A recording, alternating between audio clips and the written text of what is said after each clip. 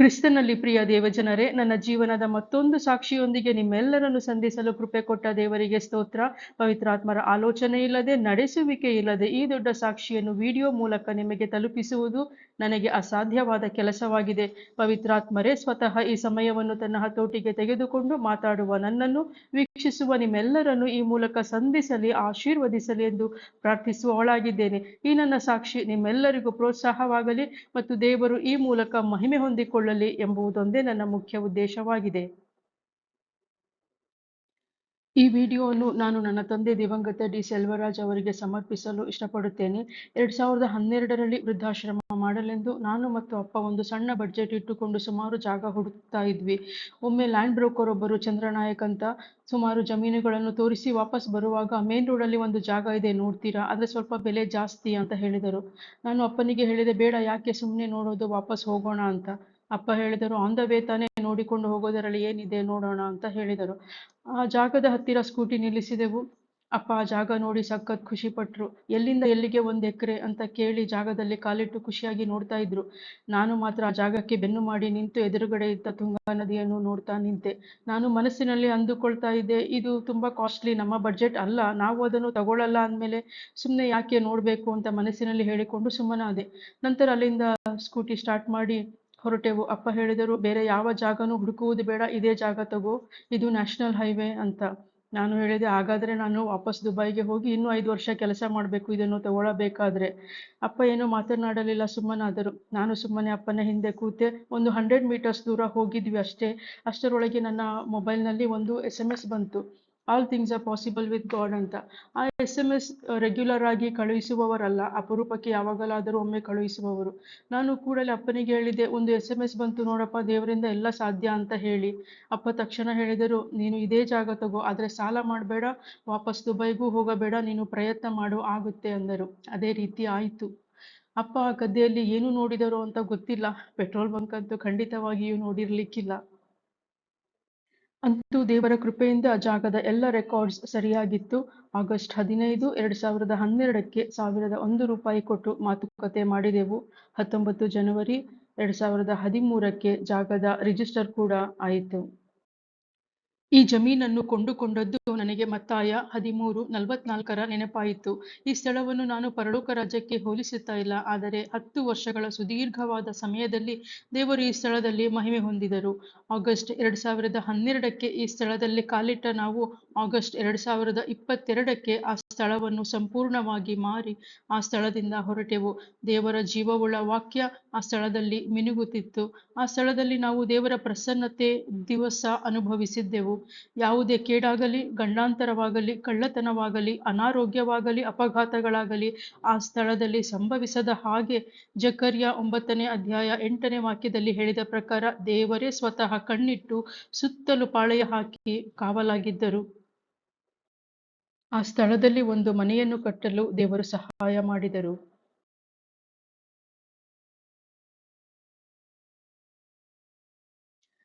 ಇವರು ರಂಗನಾಥಣ್ಣ ಮತ್ತು ಹರಿಣಿ. ಇವರೇ ನಮಗೆ ಜಮೀನು ಕೊಟ್ಟಿದ್ದು. ಆ ಸ್ಥಳದಲ್ಲಿ ನಮ್ಮ ಆಪದ್ ಬಾಂಧವರು. ಇವರು ಬಲರಾಮಣ್ಣ ಮತ್ತು ಆಂಡಲಮ್ಮ ನಮ್ಮ ಪಕ್ಕದ ಜಮೀನಿನವರು. ಆ ಸ್ಥಳದಲ್ಲಿ ದೇವರು ನಮಗಾಗಿ ಕೊಟ್ಟ ಏಂಜಲ್ಸ್ ಅಂತ ಹೇಳಲು ಇಷ್ಟಪಡ್ತೀನಿ. ಹೇಗೂ ಜಾಗ ಇದೆ, ಇನ್ಕಮ್ ಸೋರ್ಸ್ಗೆ ಏನಾದರೂ ಮಾಡಬೇಕು ಎಂದು ಯೋಚಿಸಿದಾಗ ನ್ಯೂಸ್ ಪೇಪರ್ನಲ್ಲಿ ಒಂದು ಅಡ್ವರ್ಟೈಸ್ಮೆಂಟ್ ನೋಡಿದೆ. ಅದು SR ಪೆಟ್ರೋಲಿಯಂ ಅವರದ್ದು. 25 ಲಕ್ಷ ಇನ್ವೆಸ್ಟ್ಮೆಂಟ್ ಮಾಡಿ ಪೆಟ್ರೋಲ್ ಬಂಕ್ ಮಾಲೀಕರಾಗಿ ಎಂದು. 25 ಲಕ್ಷ ಹೇಗೂ ಲೋನ್ ಮಾಡಿ ಇದನ್ನು ಮಾಡಬಹುದು ಅನಿಸಿತು. ಅಪ್ಪನಿಗೆ ಕೇಳಿದೆ. ಅಪ್ಪ ಹೇಳಿದ್ರು, ಬಂಕ್ ಎಲ್ಲ ಬೇಡ, ಅದು ರಿಸ್ಕ್, ಸುಮ್ಮನೆ ಫ್ರೀಡಮ್ ಫೈಟರು ಕೋಟ ಇರಬೇಕು, SC ST ಗುಂಡಾಗಿರಿ ಇದೆಲ್ಲ ಇರುತ್ತೆ, ಅದೆಲ್ಲ ನಮಗೆ ಯಾಕೆ ಅಂತ ಹೇಳಿದ್ರು. ಮಾಡಬಹುದು ಅಲ್ವಪ್ಪ, ದೇವರ ಚಿತ್ತ ಇದ್ದರೆ ಆಗ್ಲಿ ಅಂತ ಹೇಳಿದೆ. ಆದರೆ ಅವ್ರು ಹೇಳಿದ್ರು, ಹಾಗಾದ್ರೆ ನೀನು HPCL, BPCL, ಇಂಡಿಯನ್ ಆಯಿಲ್ ಇದಕ್ಕೆ ಪ್ರಯತ್ನ ಪಡು, ಇದು SR ಹೊಸ ಹೆಸರು ಅಲ್ವಾ ಅಂತ ಹೇಳಿದರು. ನನ್ನ ಅಮ್ಮನಿಗೆ ನಾನು ಯಾವಾಗಲೂ ಏನಾದರೂ ಒಂದು ವಿಚಾರ ಹೇಳಿದರೆ ಅವರು ಯಾವತ್ತೂ ಇದು ಬೇಡ, ಇದು ಅಸಾಧ್ಯ ಅಂತ ಹೇಳೋದೇ ಇಲ್ಲ. ನಡಿ ಹೋಗಿ ನೋಡೇ ಬಿಡೋಣ ಅಂತ ಹೇಳ್ತಾರೆ. ನನ್ನ ಈ ಪೆಟ್ರೋಲ್ ಬಂಕ್ ಹೇಗೆ ಮಾಡಬೇಕು ಅನ್ನುವ ಪ್ರಯಾಣ ಅಮ್ಮನೊಂದಿಗೆ ಶುರುವಾಯಿತು. ನಮ್ಮ ಪರಿಚಯದವರೊಬ್ಬರು ಬಂಕ್ನಲ್ಲಿ ಕೆಲಸ ಮಾಡುತ್ತಿದ್ದರು. ಅಮ್ಮ ಹೇಳಿದರು, ಅವರಿಗೆ ಭೇಟಿ ಆಗೋಣ, ಅಲ್ಲಿಂದ ಏನಾಗುತ್ತೆ ನೋಡೋಣ ಎಂದು. ಅವರು ಸೇಲ್ಸ್ ಆಫೀಸರ್ ನಂಬರ್ ಕೊಟ್ಟರು. ಅವರು ಹೇಳಿದರು, ನ್ಯೂಸ್ ಪೇಪರ್ನಲ್ಲಿ ಅಡ್ವರ್ಟೈಸ್ಮೆಂಟ್ ಹಾಕಿದ್ದಾರೆ, ಈಗ ರೀಸೆಂಟ್ ಆಗಿ ಚೆಕ್ ಮಾಡಿ ಅಂತ ಹೇಳಿದರು. ದೇವರ ದಯೆಯಿಂದ ನಮ್ಮ ಏರಿಯಾ ಕಾಲ್ ಮಾಡಿದ್ರು. ನಾನು ಅಮ್ಮ ಸೇಲ್ಸ್ ಆಫೀಸರ್ಗೆ ಹೋಗಿ ಭೇಟಿಯಾದೆವು. ಅಲ್ಲಿಂದ ಅಪ್ಲಿಕೇಶನ್ ತಗೊಂಡು ಬಂದೆವು. ಇವರು ಎಲಿಜಬೆತ್ ಆಂಟಿ. ಫಿಲ್ ಮಾಡಿದ ಅಪ್ಲಿಕೇಶನ್ ತಗೊಂಡು ನಾನು ಆಂಟಿ ಡಿಸೆಂಬರ್ 7, 2014ಕ್ಕೆ ಬಸ್ನಲ್ಲಿ ಮಂಗಳೂರಿಗೆ ಹೋದೆವು. ಆಂಟಿ ಪ್ರಾರ್ಥನೆ ಮಾಡಿ ಅಪ್ಲಿಕೇಶನ್ ಅನ್ನು HPCL ರಿಟೇಲ್ ಆಫೀಸ್ನಲ್ಲಿ ಹಾಕಿ ಅಕ್ನಾಲೆಡ್ಜ್ಮೆಂಟ್ ತಗೊಂಡು ಬಂದೆವು. ಅಪ್ಲಿಕೇಶನ್ ಹಾಕಿದ ಮೇಲೆ ನಾನು ಲ್ಯಾಂಡ್ ಕನ್ವರ್ಷನ್ಗೆ ಅಪ್ಲೈ ಮಾಡಿದೆ. ಅರ್ಧ ಎಕರೆ ವೃದ್ಧಾಶ್ರಮಕ್ಕೆ ಅಂದರೆ ರೆಸಿಡೆನ್ಷಿಯಲ್ ಅಲಿನೇಷನ್, ಇನ್ನು ಅರ್ಧ ಎಕರೆ ಪೆಟ್ರೋಲ್ ಬಂಕ್ಗೆ ಅಂದರೆ ಕಮರ್ಷಿಯಲ್ ಅಲಿನೇಷನ್ಗೋಸ್ಕರ ಅಪ್ಲೈ ಮಾಡಿದೆ. ಈ ಅಪ್ಲಿಕೇಶನ್ ಪೇಪರ್ ವರ್ಕ್ ನಾನು ಫಾಲೋ ಅಪ್ ಮಾಡಲೇ ಇಲ್ಲ. ನನ್ನ ಗಮನ 100ಕ್ಕೆ 100 ವೃದ್ಧಾಶ್ರಮದ ಕಡೆಗೆ ಇತ್ತು. ಆ ಸಮಯದಲ್ಲಿ ನನಗೆ ಇದ್ದ ನಂಬಿಕೆ ಏನೆಂದರೆ, ವೃದ್ಧಾಶ್ರಮ ನಡೆಸಲು ನಮಗೆ ಬೇಕಾಗುವ ಆರ್ಥಿಕ ಸಹಾಯ ದೇವರು ಈ ಬಂಕ್ನ ಮೂಲಕ ನಮಗೆ ಒದಗಿಸುತ್ತಾರೆ ಎಂದು. 2015 ವರ್ಷ ಹಾಗೆಯೇ ಕಳೆಯಿತು. 2016ಕ್ಕೆ ನಮ್ಮ ಪೆಟ್ರೋಲ್ ಬಂಕ್ ಸ್ಯಾಂಕ್ಷನ್ ಆಯಿತು. ದೇವರ ದಯೆಯಿಂದ ನಮ್ಮ ಏರಿಯಾದಲ್ಲಿ ಸಿಂಗಲ್ ಅಪ್ಲಿಕೆಂಟ್ ಆಗಿದ್ದೆ. ಆ ಜಾಗ ರೋಡ್ ಲೆವೆಲ್ನಿಂದ ಸುಮಾರು 2 ಅಡಿಯಷ್ಟು ಕೆಳಗೆ ಇತ್ತು. ಸಿಕ್ಕಾಪಟ್ಟೆ ಮಣ್ಣು ಫಿಲ್ಲಿಂಗ್ ಮಾಡಿದೆವು. ಮೊದಲನೆಯ ಹಂತವಾಗಿ ಬೌಂಡರಿ ಸುತ್ತಲೂ ರಿಟೇನಿಂಗ್ ವಾಲ್ ಕಟ್ಟಬೇಕಿತ್ತು. ಆ ಜಾಗ ವೈಟ್ ಝೋನ್ ಆಗಿದ್ದರಿಂದ ಕನ್ವರ್ಷನ್ ಆಗೋದು ತಡ ಆಯಿತು. ಮತ್ತೆ ಹೊಸದಾಗಿ ಭೂ ಪರಿವರ್ತನೆ ಬರೀ ಕಮರ್ಷಿಯಲ್ ಪರ್ಪಸ್ ಅಂದ್ರೆ ವಾಣಿಜ್ಯ ಉದ್ದೇಶಕ್ಕಾಗಿ ಮಾತ್ರ ಮಾಡಬೇಕಾಯಿತು. 2017ನೇ ಇಸವಿಯವರೆಗೂ ಇನ್ನು ಭೂ ಪರಿವರ್ತನೆಗಾಗಿಯೇ ಓಡಾಡಬೇಕಾಯಿತು. ಇತ್ತ ಬಂಕ್ ಅಪ್ಲಿಕೇಶನ್ ಸ್ಯಾಂಕ್ಷನ್ ಆಗಿದ ಕೂಡಲೇ HPCL ನಿಂದ ನಮಗೆ ಔಟ್ಲೆಟ್ ಹೇಗೆ ಕಟ್ಟಬೇಕು ಮತ್ತು NOC ತೆಗೆದುಕೊಳ್ಳುವುದರ ಬಗ್ಗೆ ಒಂದು ಫುಲ್ ಸೆಟ್ ಡಾಕ್ಯುಮೆಂಟ್ ಬ್ಲೂ ಪ್ರಿಂಟ್ನೊಂದಿಗೆ ಕೊಟ್ಟರು. ಮೊದಲನೆಯ ಹಂತವಾಗಿ ಯಾವುದೇ ಆಯಿಲ್ ಕಂಪನಿ ಆಗಲಿ ಒಂದು ಔಟ್ಲೆಟ್ ಓಪನ್ ಮಾಡಬೇಕಾದರೆ DC ಯಿಂದ NOC ಬೇಕಾಗುತ್ತದೆ. ಕಂಪನಿಯವರು ಔಟ್ಲೆಟ್ ಸ್ಯಾಂಕ್ಷನ್ ಆಗಿರುವ ಲೆಟರ್ನೊಂದಿಗೆ NOCಗೆ ಒಂದು ರಿಕ್ವೆಸ್ಟ್ ಮಾಡಿ DC ಅವರಿಗೆ ಪತ್ರ ಬರೆದು ಬ್ಲೂ ಪ್ರಿಂಟ್ ಒಟ್ಟಿಗೆ ನಮಗೆ ಕೊಡ್ತಾರೆ. ನಾವು ಅದನ್ನು ತೆಗೆದುಕೊಂಡು DC ಆಫೀಸ್ಗೆ ಹೋಗಿ ಸಬ್ಮಿಟ್ ಮಾಡಬೇಕು. ಆಗ DC ಆಫೀಸ್ನಿಂದ ಬೇರೆ 7 ಡಿಪಾರ್ಟ್ಮೆಂಟ್ನಿಂದ NOC ಕೇಳಿ ಅವರು ಡೈರೆಕ್ಟ್ ಆಗಿ ಬೇರೆ 7 ಡಿಪಾರ್ಟ್ಮೆಂಟ್ಗಳಿಗೆ ಪತ್ರ ಬರೆಯುತ್ತಾರೆ. ಆ 7 ಡಿಪಾರ್ಟ್ಮೆಂಟ್ಗಳು ಯಾವುದಂದ್ರೆ national highway, fire department, SP office, ಗ್ರಾಮ ಪಂಚಾಯತ್, ಸೂಡಾ, AC ಆಫೀಸ್ ಮತ್ತು ಮೆಸ್ಕಾಂ. ಈ ಎಲ್ಲ 7 ಡಿಪಾರ್ಟ್ಮೆಂಟ್ಗಳಿಂದ NOC ಇಶ್ಯೂ ಮಾಡಿ DC ಅವರಿಗೆ ಅವರು ಡೈರೆಕ್ಟ್ ಆಗಿ ಕಳುಹಿಸುತ್ತಾರೆ. ನಾವು ಇದನ್ನು ಫಾಲೋ ಅಪ್ ಮಾಡಬೇಕಾಗುತ್ತದೆ. ಎಲ್ಲ ಡಿಪಾರ್ಟ್ಮೆಂಟ್ಗಳಿಂದ NOC DC ಅವರಿಗೆ ಬಂದ ಮೇಲೆ ಫೈನಲ್ ಆಗಿ ಅವರು ಒಂದು NOC ಅನ್ನು ಕಂಪನಿಯವರಿಗೆ ಕೊಡುತ್ತಾರೆ.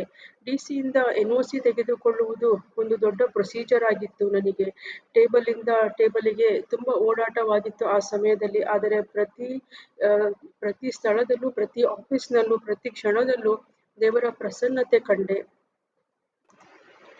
ಇದಾಗಿದೆ DC ಇಂದ ಇಶ್ಯೂ ಆದ ಫೈನಲ್ NOC. ಅಂತೂ ರಿಟೇನಿಂಗ್ ವಾಲ್ ಕೆಲಸ ಮುಗಿಯಿತು.